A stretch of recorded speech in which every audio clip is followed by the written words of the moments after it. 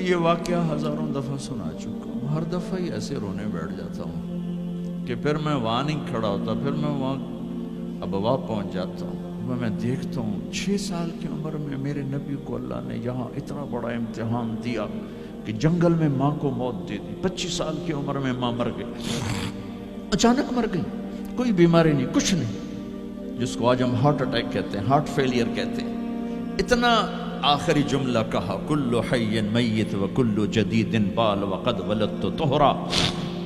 بولا نہیں جا رہا تھا تو بجھتے بجھتے بھڑکتی شمع نے کہا، بیٹا ہر زندہ نے مرنا ہے، ہر جوانی نے ڈھلنا ہے، لگتا ہے تیری ماں کا آخر آ چکا ہے، لیکن میں نے ایک بچہ جنا ہے جو سارے عالم کو پاک کر دے گا۔ اور شمع خاموش ہوگی۔ کس طرح انہیں دفن کیا، میں وہاں کھڑا یہی سوچتا رہا کہ یہاں قبر بنائی کیسے ہوگی۔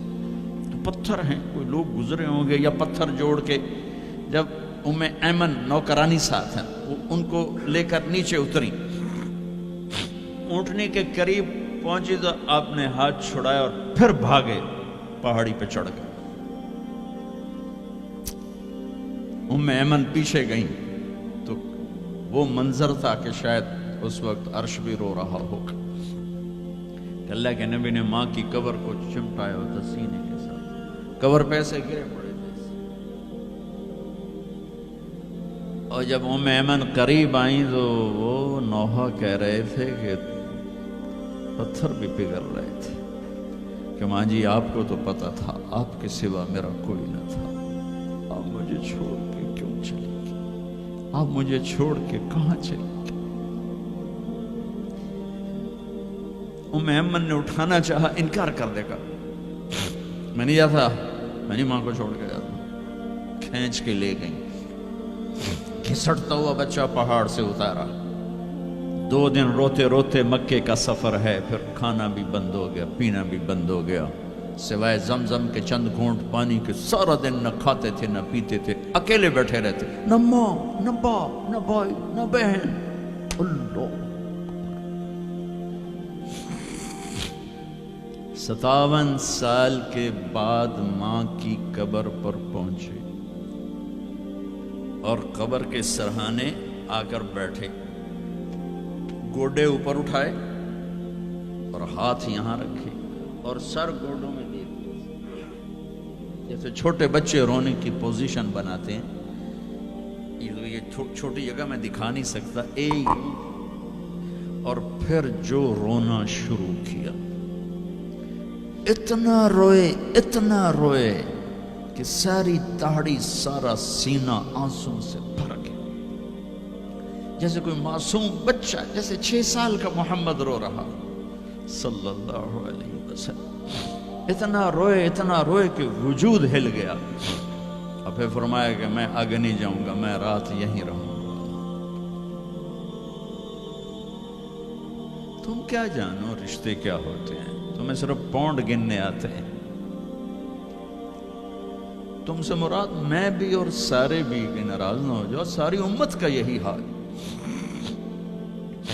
رات وہاں گزاری، ہائے کیا کہہ رہے ہیں، کاش میری ماں کبھی ہوتی، میں ایسی خدمت کرتا کہ بریڈ فورڈ والے بھی یاد کرتے ہیں، میں ایسی خدمت کرتا کہ میں عشاء کی نماز کے مصلے پر کھڑا ہوتا اور سورۃ فاتحہ پڑھ رہا ہوتا، اور پھر ادھر سے میری ماں کہتی محمد، تو میں نماز توڑ کے کہتا لبیک اماں جی، ماں جی حاضر ہوں، ماں جی حاضر ہوں۔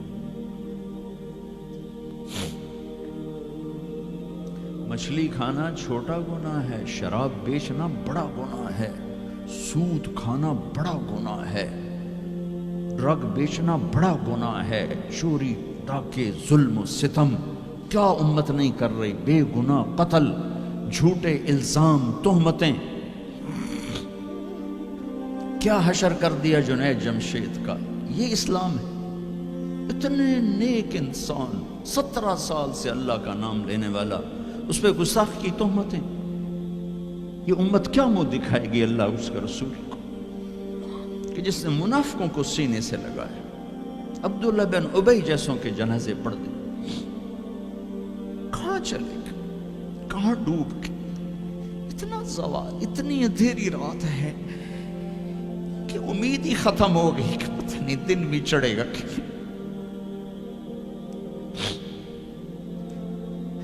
دین کے نام لینے والے جب دین کو ذبح کرنے پہ آ جائیں, ممبر پہ بیٹھنے والے جب نفرتوں کی آگ بھڑکانے لگے, کس سے غلطی نہیں ہوتی. ایک پاک انبیاء کی ذات ہے جن کی زبان پہ اللہ بولتا. باقی طارق جمیلہ روزانہ مجھے 40 سال ہو گئے بیان کرتے ہوئے, میں خطا نہیں کروں گا تو اور کیا کروں گا.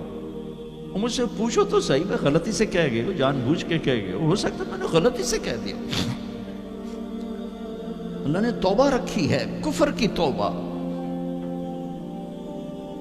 یہ میں درد سے بول رہا ہوں, زوال ہے, زوال, خوفناک زوال ہے. جب ممبر پہ بیٹھنے والے دین سے اتنے دور چلے گئے, عوام کا کیا.